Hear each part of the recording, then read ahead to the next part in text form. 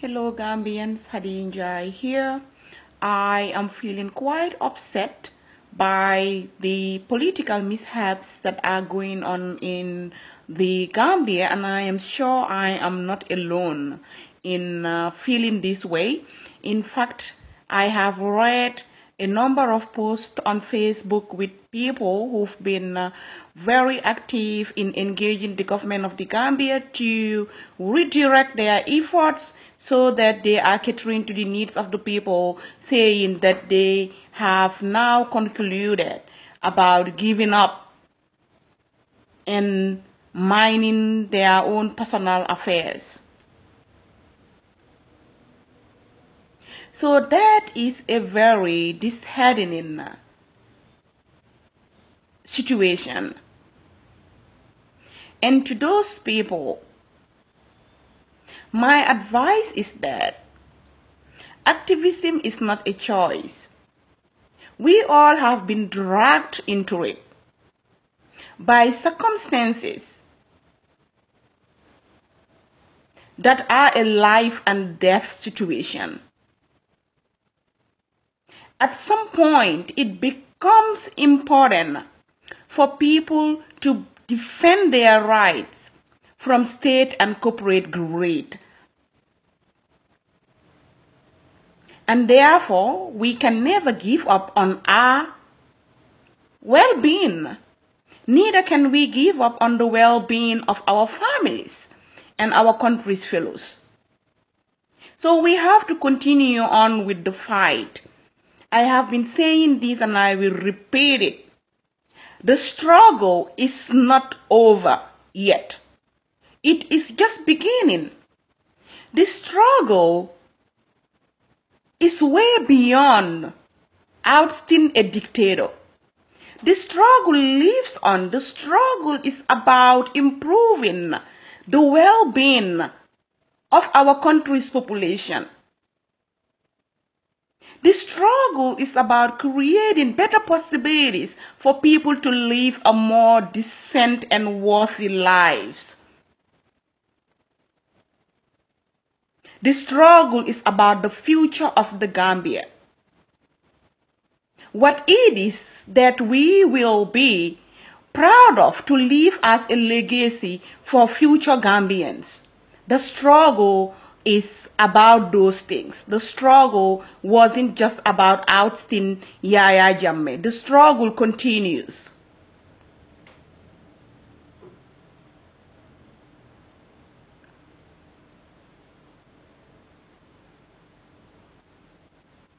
So quite apparently, the government of the Gambia has been disinterested in putting their acts together to solve the Gunjur problem, emanating from the irresponsible operation of the Golden Lead factory, a fish processing factory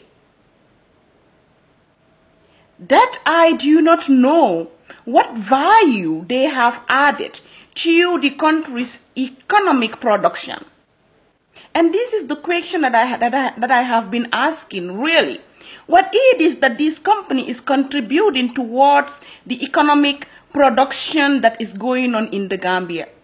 What technology really is being used at the farm that Gambians do not have the capability to run?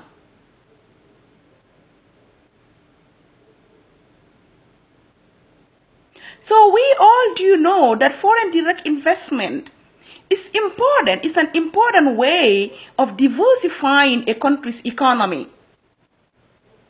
But the attitude of everything goes does not work well in the landscape of foreign direct investment.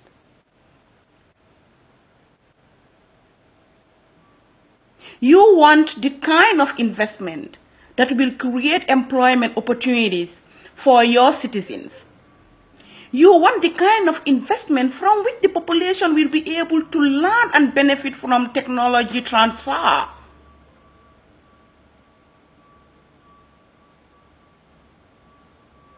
You want the kind of investment that the country will be able to add to its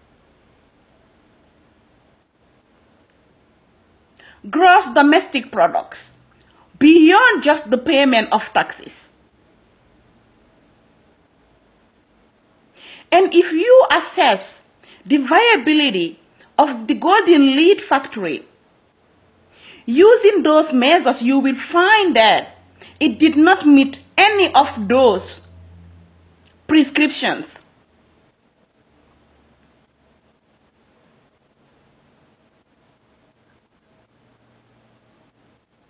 What do we have as a result?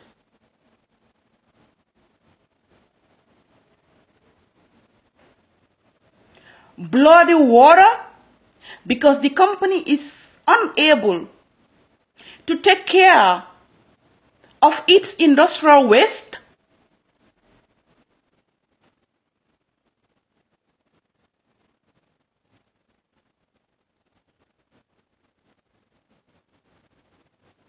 Scarcity of fish,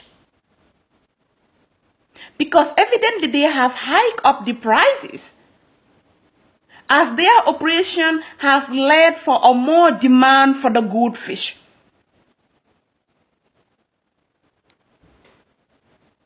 And consequently, it's only the small ones or those that are not good that are finding their ways in our markets.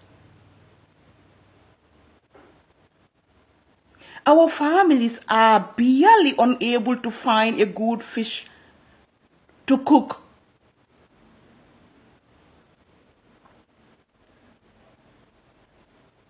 And guess what the women are doing? They are having to buy the chicken legs that are broken into several small pieces and being sold for $50 or even more. What kind of calamity has befallen on us?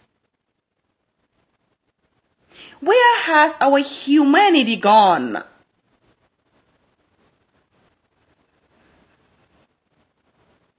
When do we begin to think about the lives of our underprivileged families? When do we begin to speak in their interest? It is that time for all of us to place our foot on the ground and to engage the government of the Gambia. Enough is enough. Te man li ma si gëna jaaxal sax soo waxee ñu ne nañ leen may chance waaw ñii biñ ñëwee xam nga benn at rek lam am ñaari at. We are not going by that. We are not interested in how many years they have spent thus far or they will be spending. What we are interested in is that they're doing what needs to be done. They have to do the right thing. And the right thing is to protect at all costs the security and the welfare and well-being of Gambians. That is what we are asking from our government. And those are things that Gambians are not going to compromise.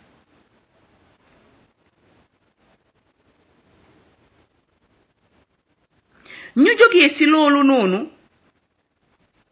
problème yi xew Gambia digga dafa bari.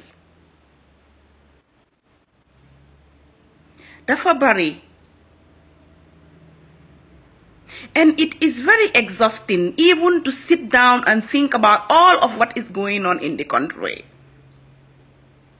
Digga Gambian si dañ sona. Suñu waxee ñu ne government bi dafa clueless, man Haddy Njie ma ne man dama bañ government bi cluelessut because ku ci nekk xam nga li nga war a def. Président Barrow kañ la toog jël réew mi ba mun a am idea ne Mankaama Kunda fi mu dëkk dafa war a sampa mansion.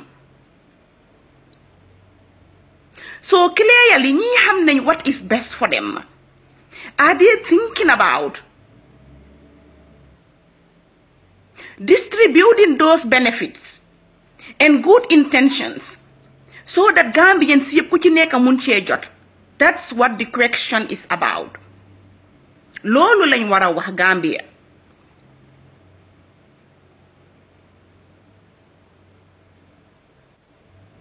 Firewood, and I will seize the opportunity for the first time to try to reach out to Dr. Isatou Touray as someone who I really adore, respect, and appreciate. Ñun depuis bi ñoo dem school at even high school, I remember my friends and I would talk about Dr. Isatou Touray because she really inspires many Gambians. Dr. Siga Jany, ñi ñoy won ñi nga xamantene ni many of us were looking up to when we were growing up. Dr. Isatou Touray has been quite successful in establishing a stream of work that earned her a reputation that is international and respected by many people throughout the world.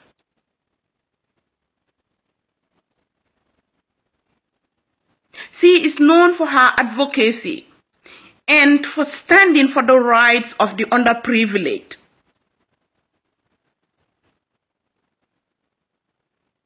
But I have been quite saddened and frustrated and confused by Dr. Isatou Touray's quietness, which is deafening, and her inaction in engaging this government to do what is right.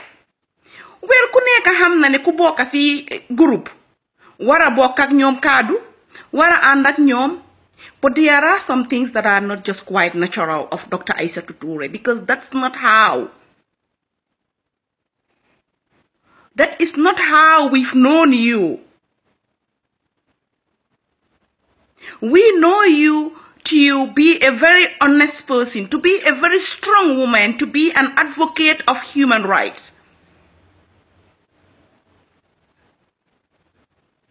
Where have all those things gone? If there is any one person in the government who should be standing for the rights of the people, it should be Dr. Isatou Touray, because she has established a track record of doing just that. Dr. Isatou Touray, lu xew because you should have been at the forefront of advocating for the people of Gunjur.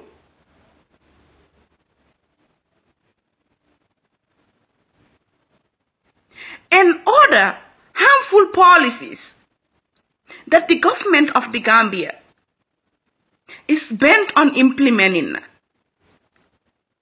Ken dega to la fen Dr. Isatou Touray. Ken dega to la fen. Monday, I'm quite disappointed by that. Min yang ko wahantu nag way man I hope ne kula ham wala kula jege were the people who will be watching this video te muna am a way of getting it to you dinañ try ñu play yalla ko nga deglu ko Dr. Isatou Touray. Man, you did not directly mentor me, but you have been a great source of influence in my life. So déggee ñu ne PhD ñun bi ñoo mag di dem high school yow la woon ak Dr. Siga Jany. Yéen a create this space for all of us to walk through.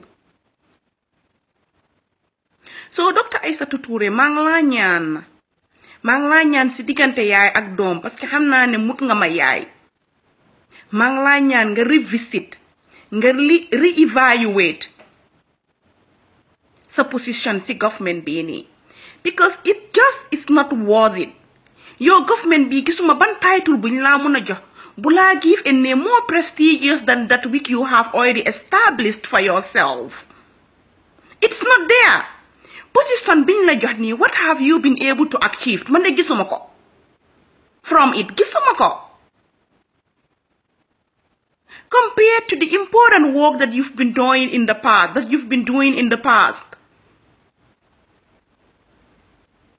ñin ñi dañ sona suñ government bi dañ ko waa teg si yoon déedéet duñ fi nekk ñuy jër bor di jër bor ba jëlal bor ñi nga xamante ne nii juddooguñ lu nekk mu ngi seer Gambia fu mu nekk nii ku fa yóbbu $200 te loolu noonu sa average Gambian si mostly munuñ koo afford di nga dem si marché bi di nga wër ba torox doo am looy tooga pour jox ko sa famille si. Ana suñ humanity. Lastly, ma ñëw si affaire yi 3 years coalition plan bii nii soo waxee ñu ne waaw that's not written in our book mooy constitution bi. What is it that is in the constitution that can't be amended? Change nañ ko fi. It happened not long ago. We don't have to refresh people's memories. Change ko fi. And so that Barrow tànn ku ko neex pour mu nekk vice president. Xam ngeen lan la buñ leen naxante Gambians buñ leen naxante wax bi nag du neex parce que xol yi dañ tànga man netaal yi ma gis ñuy génn biir Gunjur man dama ne nañ ma dimbale rek ñu wax ma ne lii nekkul di jógee Gunjur ndox yaa nga xonxa cuuy ak deret may wax jën yi tasaaroo si taati pere bi jën yi nga xamante ne nii moom la Gambien si yaakaar pour dundee ko waaye lan moo nekk di xew suñ dëkk bi dimbale leen ñun nag soo leen si jógutee dinañ ko wax. And this activism, it has become a life and a death situation. People have to fight for their lives. And defend it against corporate and state greed. Boo xamante ne nii amul benn boundary dañ sonna nag jërë leen jëf.